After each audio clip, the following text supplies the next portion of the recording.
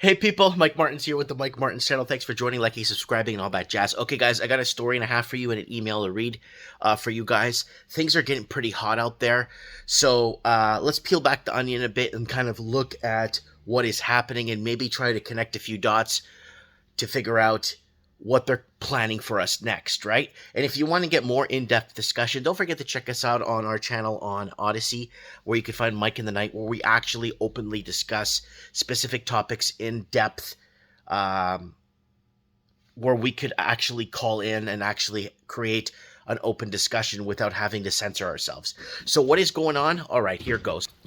So gas stations are running out of gas. I got an email too from somebody from a day and a half ago, 2 days.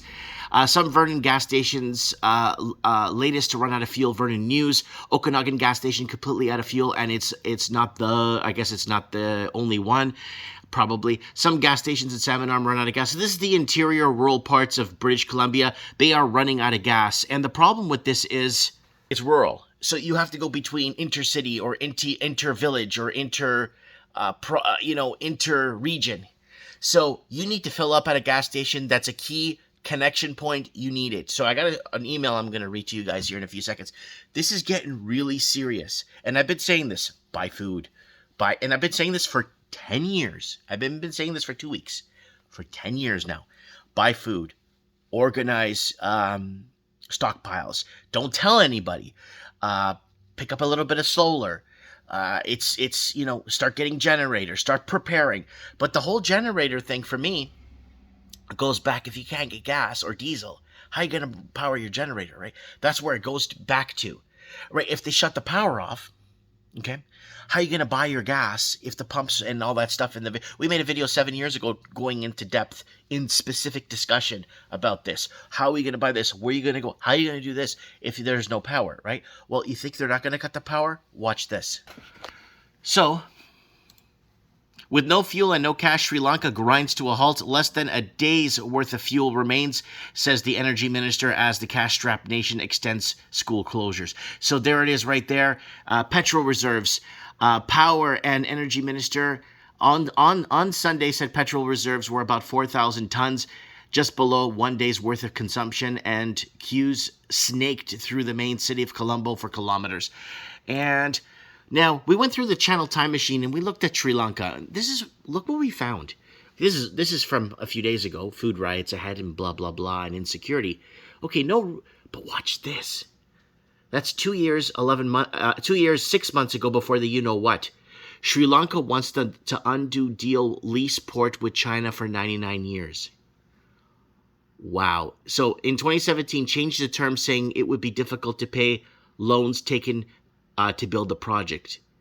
He agreed the lease of the port for 99 years. So look at the connection. Look at what's happening here.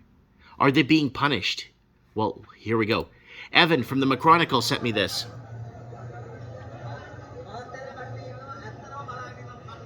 That's a gas station. It's closed. Now, that's from the McChronicle. He's basically reporting that Sri Lanka banned gasoline sales. I repeat, Sri Lanka banned gasoline sales. So there it is right there on the ground. We're getting little snippets of information. And now, Pakistan, blackouts choke economy as China power plants go unpaid. So, Islamabad, electricity outages and disruption life and business in Pakistan as the cash-strapped government struggles to compensate Chinese power suppliers from China, complicating efforts to resuscitate the ailing economy. So there it is right there. Now you're probably thinking, well, we got coal in Canada. We have all kinds of stuff. Watch this. Our biggest coal mine, no Canadian hires for years at Chinese-owned BC mine. I'm not going to pay $12 to read the article, but if you refresh it, you could see it here. And it's an article that we covered. We covered this article back in 2013 on the channel, and we rebrought it back in 2015. So they own our coal, so we need to buy the coal at a premium from them if we want our own coal from our own land, because we sold out our biggest mines, and our government loves the money laundering. That's why housing is unaffordable. Loves the shadow banking from China. and built our economy off of housing. I'm not going to get into that in this video. You'll see trends in the housing market on Wednesday. We'll talk about it then. So there it is right there. So let's keep going. So there it is. So they have them on the ringer. So gas stations everywhere, gas shortages everywhere that are starting to show signs. I did a little bit of research and I found out gas stations that are completely sold out. So in the state of New York, parts of Syracuse, Buffalo, Rochester, there are signs or reports of gas stations going out of gas. And then in British Columbia, we already read some of those from you. Rural parts of Alberta and New Brunswick are showing signs of sold out. We have no gas. Go somewhere else. Countries like Pakistan, Sri Lanka, Indonesia, Tibet, Mongolia, Cambodia, and Vietnam are showing signs of running out of gas, basically. And the email goes like this. Hey, Mike, just found your channel. I took a small road trip over the Canadian long weekend with hubby. We are in the interior BC, Canada, 6 hours northeast of you. The little excursion turned out to be a nightmare. One of the gas stations we normally stop at had no regular gas. We needed to buy Supreme at $2.66 a liter, $2.66 a liter. Then, at our second break, the other gas station was sold out of gas, but we still had half a tank. So that's smart thinking, right? We wanted to be cautious. Long story short, we turned the car around and went back to the first gas station, and there was a big lineup. We waited, filled up there with the Supreme fuel, and returned to the house. I'm in total shock. Luckily, I work from home, and this situation has prompted me to buy a gas generator and some basic solar and lots of rice. Thank you for what you do, Mike, and keep strong.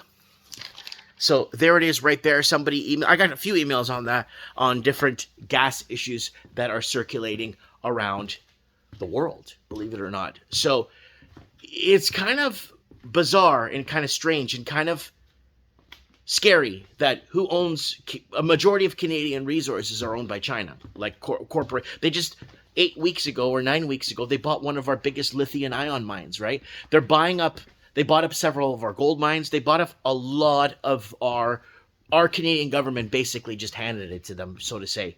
And the money that I guess was paid for it went to fund other things in other countries while Canadians are starving and we don't even have gas at our pumps. Let me know what you guys think in the comments below. Guys, I don't know. I'm just speechless right now. And I keep saying, guys, prepare.